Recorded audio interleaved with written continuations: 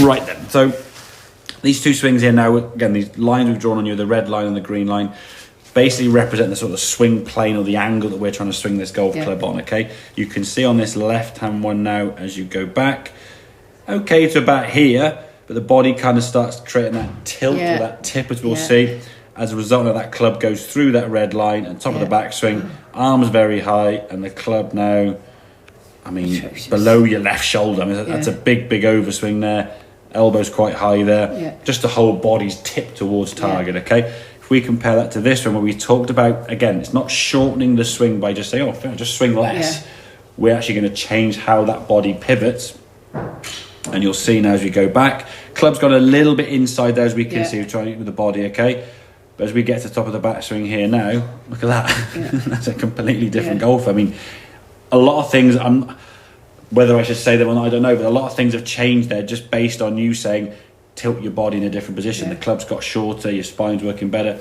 And again, your hands now underneath that green line in a much, elbows down. Exactly. There's loads, but again, we're not there thinking about that right elbow. We're just thinking about how does my body move. And then you'll find the beauty of golf is if your body works better, a lot of body parts, arms, elbows, hands, they kind of just fall into place, And if your body starts tipping this way, your arms like, they're going to start losing control. So then obviously when you come down to the ball with this one, you're very much above plane, really steep, coming basically through the middle part of your head there. Compare that to this one here now. As you come back down, I mean, that is just probably the biggest change that I've ever seen on a swing plane for any golfer I've ever taught, in terms of being so steep there to get into that club there. And the beauty of that is, yes, you're in a far better position, but for someone to make that amount of change from where that club was, come here, up there, it's almost 45 degrees different, to being kind of down there, most people, if they got in that position, they'd probably miss the golf ball because they're so far away from where they're used to being. As the club then comes down now, again, it's outside your hands a lot, coming across the ball, which will encourage that kind of Healy strike, as we said. This one here now, coming back down through your right forearm perfectly. Club coming back in, tracking the golf ball. Club, see the direction that club's swinging in from. So much better contact now.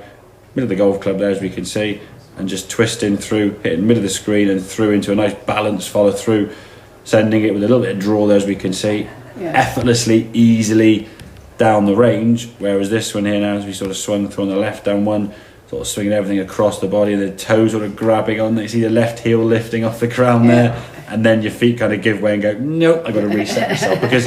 But you put so much effort into that shot to try and hit it because everything's working against each other. It's just so hard to be consistent with that. And you had a couple of good shots there, as we saw, but the first one was like 45 degrees off to the right. There was a couple of left ones, and you said, oh, it's very inconsistent. I'm getting lots of different swings there.